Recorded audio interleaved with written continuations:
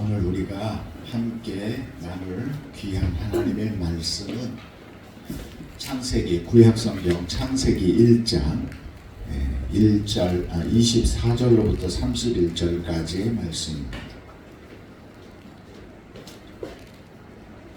창세기 1장 24절부터 31절까지의 말씀 찾으셨으면 우리 한 절씩 교독해서 봉독하겠습니다. 하나님이 이르시되 땅은 생물을 그 종류대로 내되 가축과 기는 것과 땅의 짐승을 종류대로 내라 하시니 그대로 되니라.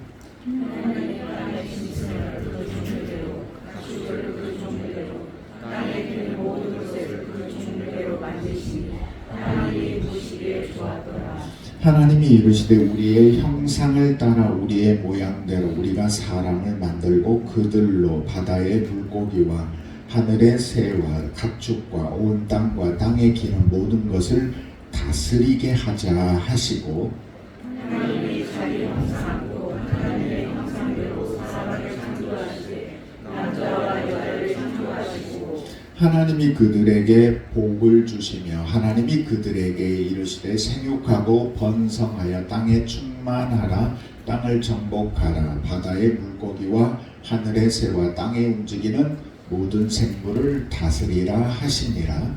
하나님이 이르시되 내가 온 지면에 심에 있는 모든 채소와 씨 가진 열매 맺는 모든 나무를 너희에게 주니 너희의 먹을 거리가 되리라. 또 땅의 모든 짐승과 하늘의 모든 새와 생명이 있어 땅에 기는 모든 것에게는 내가 모든 푸른 풀을 먹을 거리로 주노라 하시니 그대로 되니라. 하나님이 지으신 그 모든 것을 보시니 자기의 심히 좋았더라. 저녁이 되고 지으니 이는 여섯째 하나님이라. 아멘. 어느 외국인 아내하고 남편이 차를 타고 가고 있었어요. 근데 아내가 운전하는 남편에게 YES 이거 어떻게 읽느냐고 말을 했어요. 어떻게 읽죠? Yes 그렇게 읽죠.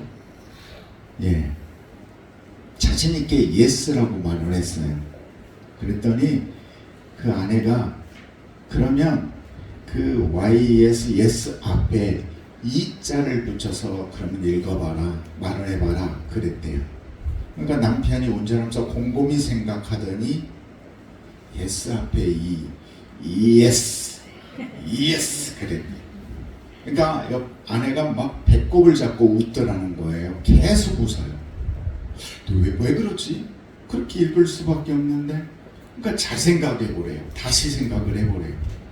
그러니까 남편이 고민을 한참 하더니 yes 이렇게 읽었어요.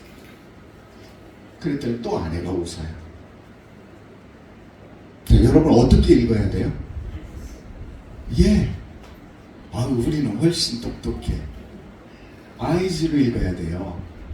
근데 이게 yes에 잡혀 있으니까 이게 자꾸 앞에 E가 Ies로 안 보이고 ES로 보이는 거죠. 그러니까 이게 같은 건데 다르게 보인다는 이야기를 지금 말씀드리는 거예요.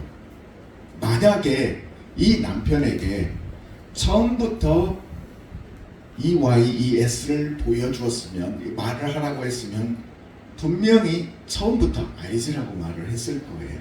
근데 Yes라는 사고에 딱 가둬놓으니까 사람이 이제 그것에서 못 벗어나고 계속 ES로 생각을 하는 거죠. 우리 그리스도인들이 신앙생활을 해요. 신이 있다고 믿어요. 그리고 그 신이 우리의 삶을 주관한다고 믿고 있는데요. 그래서 그 하나님이 예수님을 보내주셨고 예수님이 우리에게 복음을 주셔서 우리에게 하나님의 자녀되는 권세를 다시 회복시켜 주셨다고 생각을 해요. 근데 이게 복음이에요. 근데 우리는 자꾸 경건과 여러 가지 다른 모습으로 과거에 가졌던 모습들에 회귀하려는 본능을 가지고 있어요. 그래서 율법이라는 ES를 붙잡고 자꾸 아이즈라고 못하는 거예요. 그래서 사람들이 자꾸 자기들의 경험과 지식과 또 그 신앙이 깊어지기를 원해서 간절하게 하다가 간절히 찾다가 오히려 이단에 빠지고요. 잘못되는 경우들이 많아요.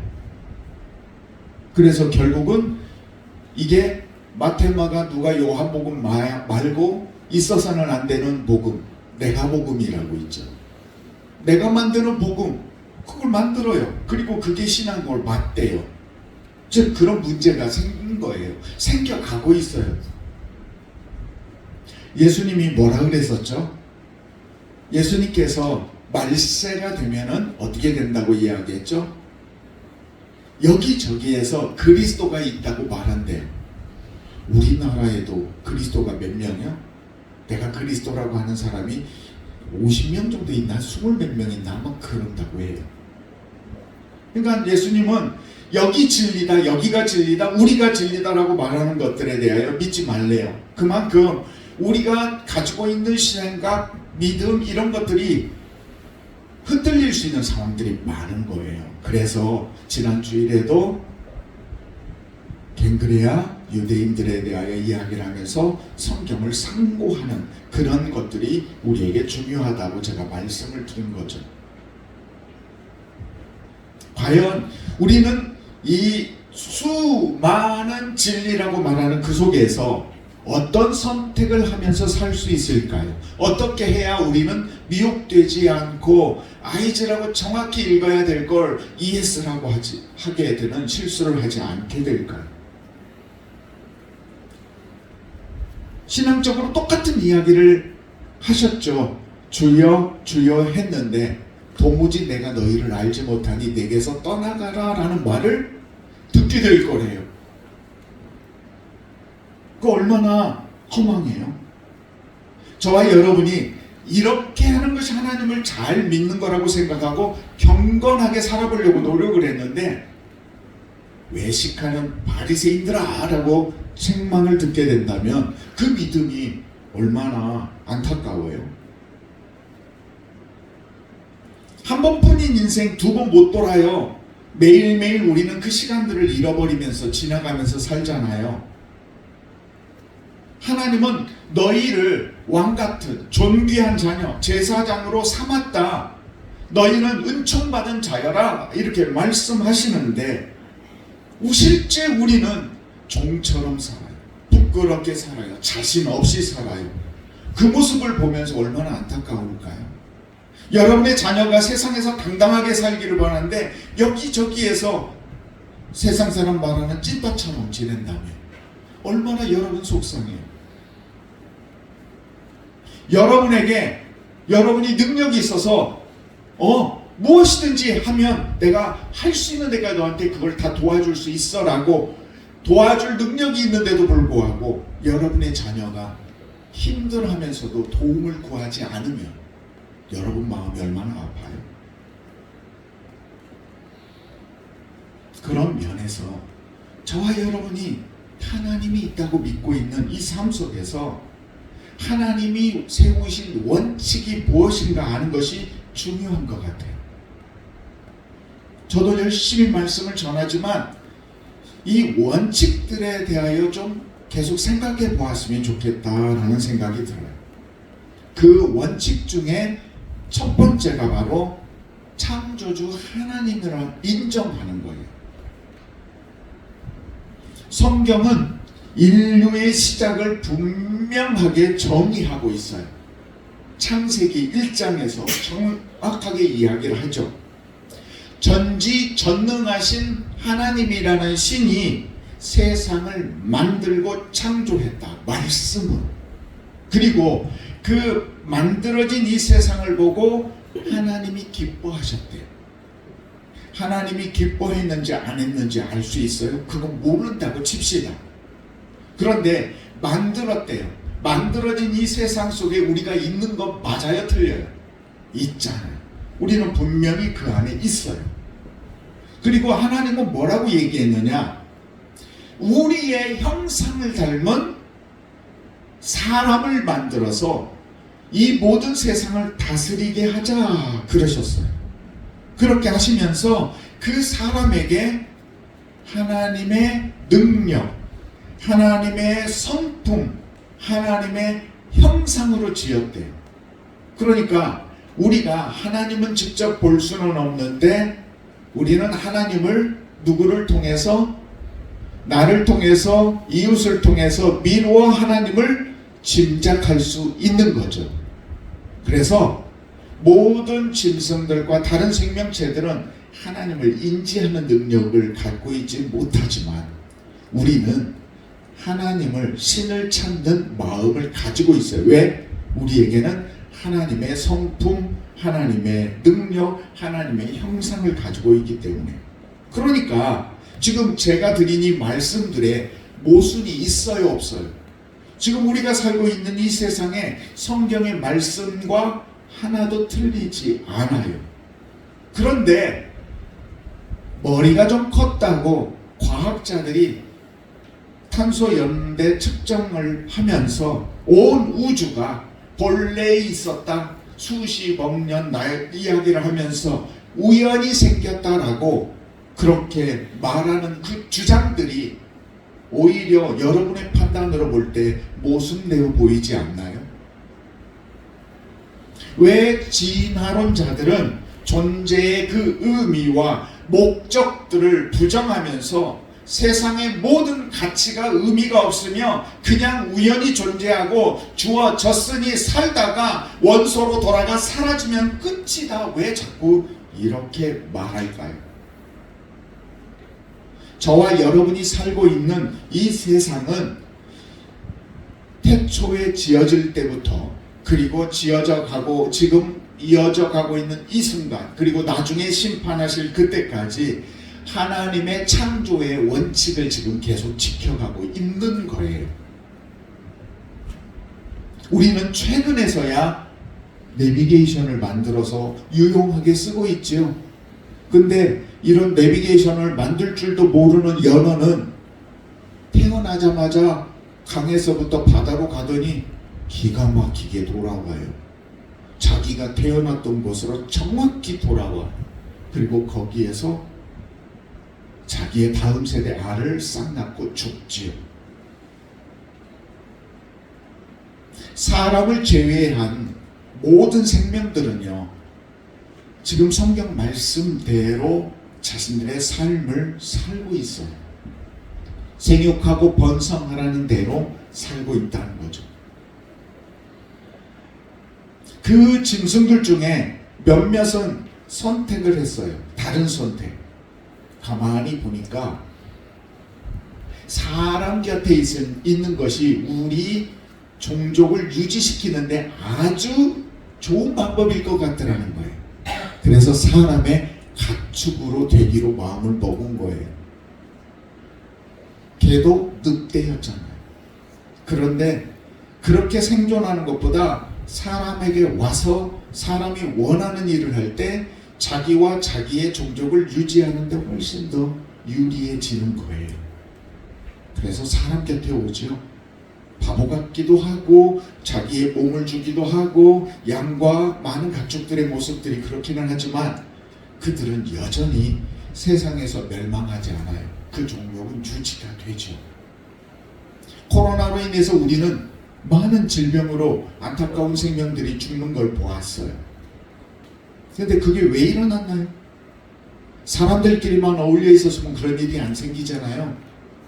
이런 바이러스들은 짐승에게서 나타나는 바이러스인데 그들의 영역에 사람이 자꾸 들어가니까 부딪히면서 인수 공동 감염이 되면서 사람들이 갑자기 쓰러지고 있거든요.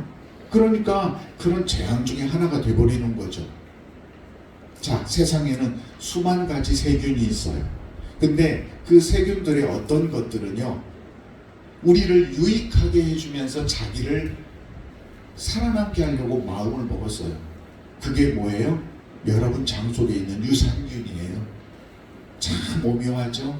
여러분 몸에 있으면서 여러분의 모든 영양분을 잘 흡수하도록 만들어주기도 하고요. 심지어 우리의 뇌가 더 똑똑해질 수 있는 영향력까지 올려보내고 그 일을 감당하고 있어요.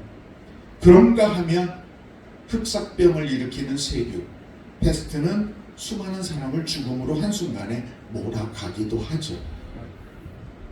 근데 이 모든 일들은 하나님이 지으신 원리에 따라서 하는 거예요. 그래서 그 일을 감당하고 있는 거죠. 그래서 짐승이든 사람이든 지금 하나님이 맡기신 그 사명을 감당하고 있어요. 그러나 그 일들에 잘하고 못하고 차이는 있겠죠. 시행착오는 반복을 해요. 그래서 우리가 암이라는 이 질병 우리가 만들기도 하죠.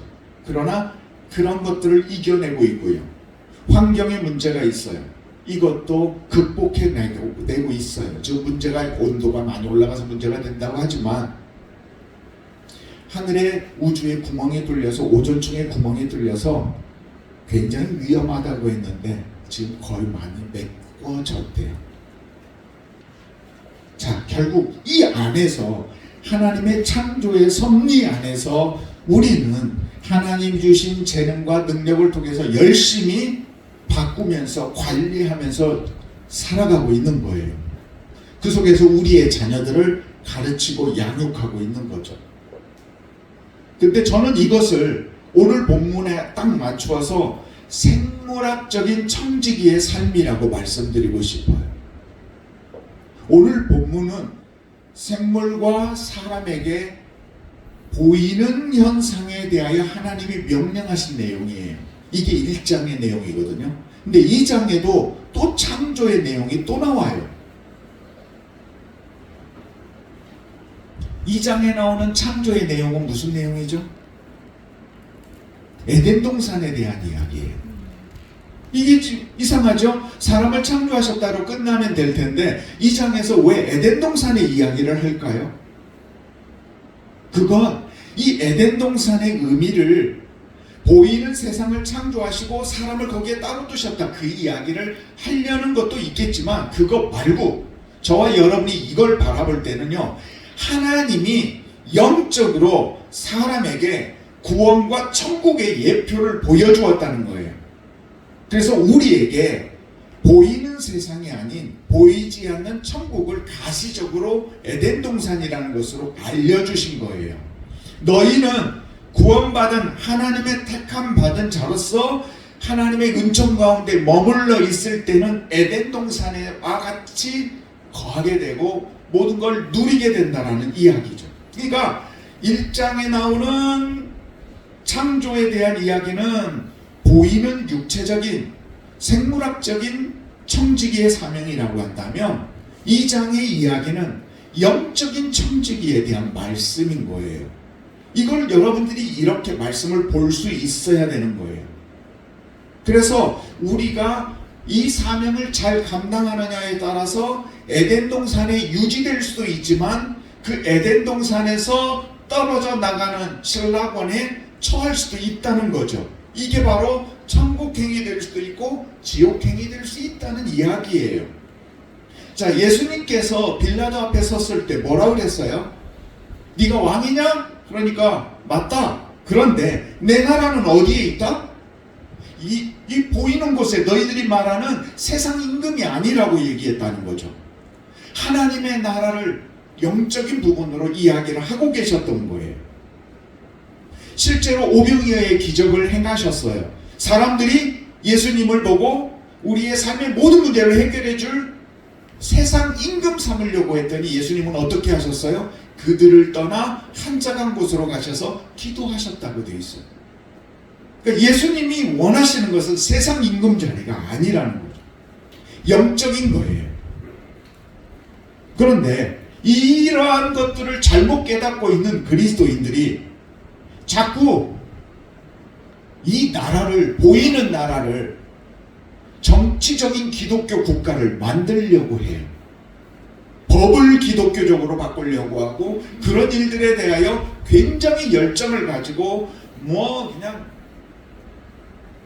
신앙생활이 이 보이는 것과 보이지 않는 구분을 잘 못하는 거예요. 만약 그렇게 하는 것이 정말 하나님의 뜻이라면 저와 여러분이 알고 있는 지난 역사 아시죠? 로마가 유대인과 그리스도인들을 박해했어요. 그죠? 우리가 그 이야기 알죠? 얼마나 처참하게 경기장에서 죽어가는지. 그런 로마가 복음화로 뒤집어졌어요. 그래서 하나님의 도성이 로마래요. 그렇게까지 세워져 있던 그 로마가 정치적으로 하나님의 나라가 되었으면 잘 되어야죠. 근데 그 로마가 어떻게 됐던가요? 타락했잖아요. 무너졌잖아요. 자, 왕보다, 국왕보다 교황이 더 권위를 가지고 힘있게 세상을 움직였던 중세시대가 있었어요. 그러면 하나님의 말씀이 중심이 되고 세상이 완벽하게 천국이 되어야 되지 않아요? 근데 지난 역사의 그 시대를 무슨 시대라고 그래요? 우리는 암흑시대라고 이야기를 하고 있잖아요. 지금도 사람들은 정치적으로 복음을 들고 율법을 들고 자꾸 뭔가를 바꾸려고 해요.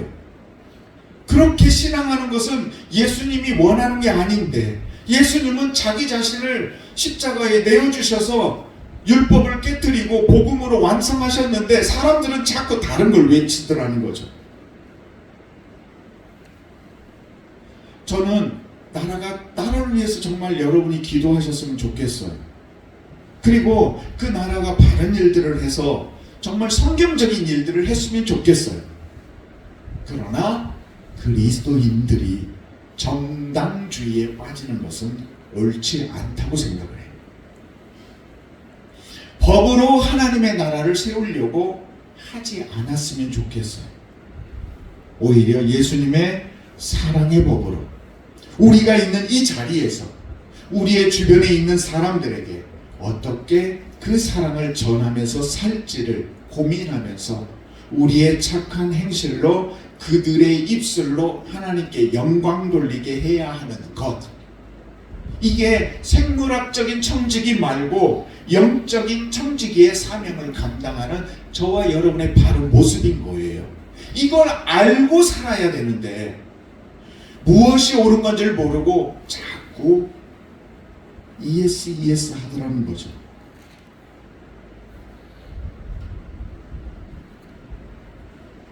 창조에 관한 성경의 증언을 보면 에덴 동산에 대한 이야기가 나오죠.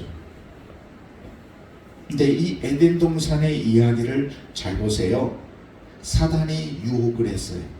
하나님과 사단에게서 하나님이 더 세지요. 하나님은 선악과 생명나무 가시를 주고 약속을 세웠어요. 먹지 말라. 근데 사단이 옆에서 꼬드겨요. 먹어라, 먹어라. 먹으면 하나님처럼 된다. 눈이 밝아진다. 근데 하나님이 전지전능하신데 그 상황 속에서 그 사람에게 의지와 모든 것을 두시고 안타까워 하실 분, 그 선택을 막지 않으세요. 잘 보세요. 하나님이 우리에게 의지를 주시고 우리에게 선택하신 것은 우리로 하나님을 향하여 다시 돌아갈 수 있는 기회와 선택을 주시는 거예요.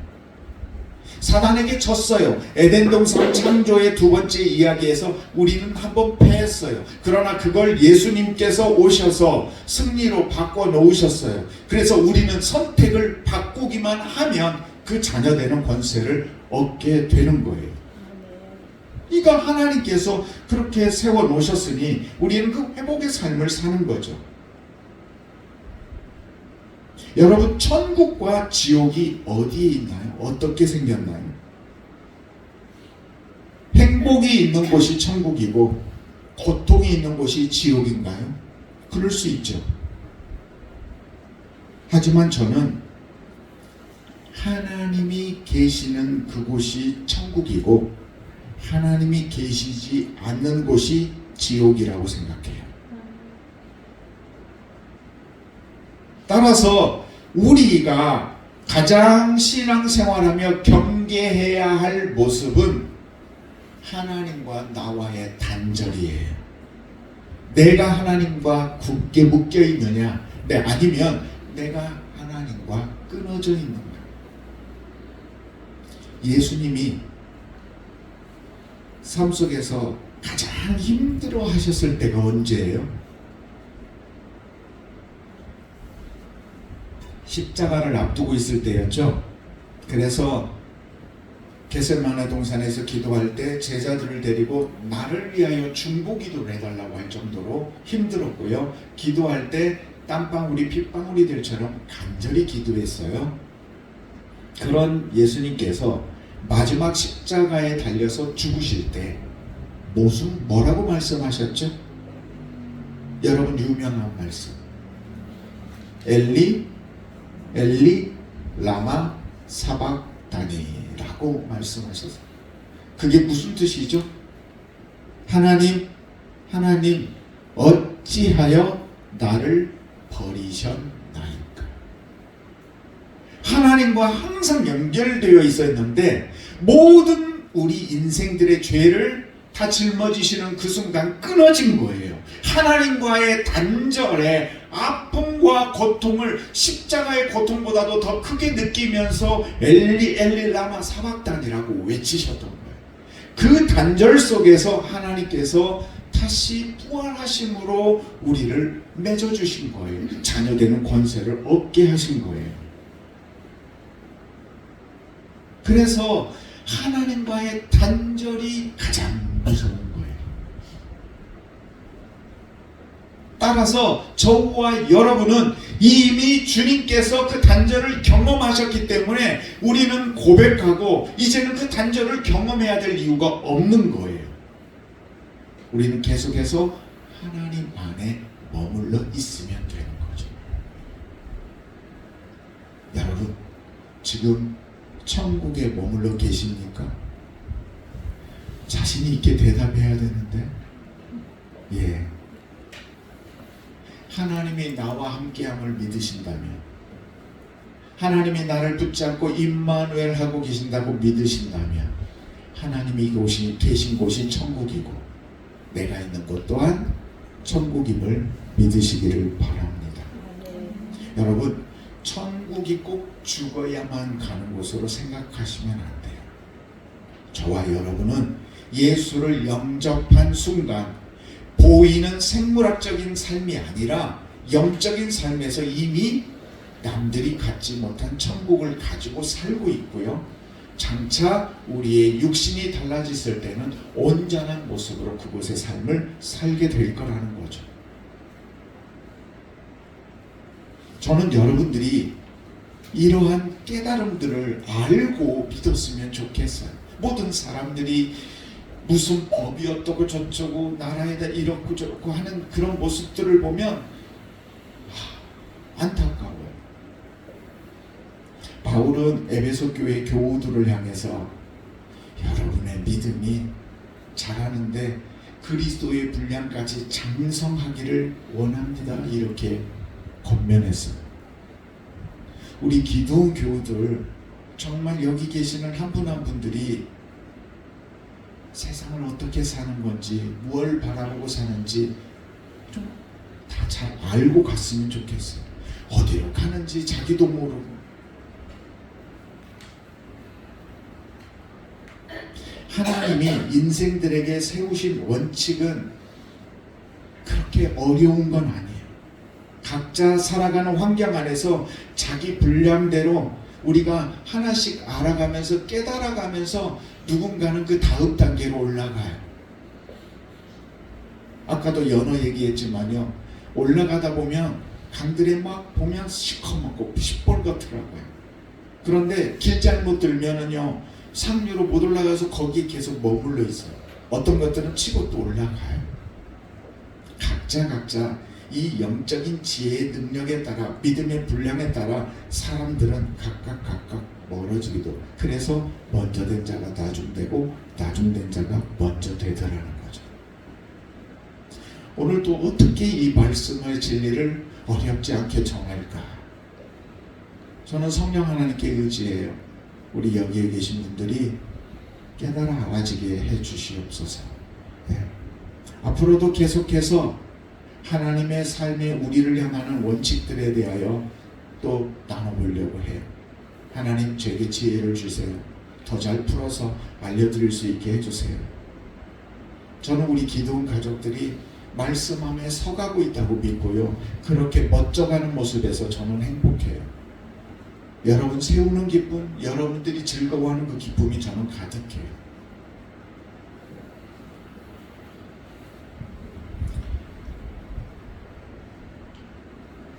다른 말씀을 더 안 하려고요. 아무튼 오늘 주시는 말씀 잘 기억하시고요. 하나님의 창조의 사역 24절부터 31절까지 2장에서부터 나오는 에덴 동산의 이야기 잊지 마시고, 하나님께서 우리에게 생물학적인 청지기의 축복의 삶도 허락해 주셨지만 또한 영적인 청지기의 삶이 있다는 걸 꼭 기억하시고, 하나님 앞에서 존귀한 삶을 살아가는 우리 기도원 가족 모두가 되시기를 예수님의 이름으로 축복합니다. 아멘. 기도드리겠습니다. 아버지 하나님,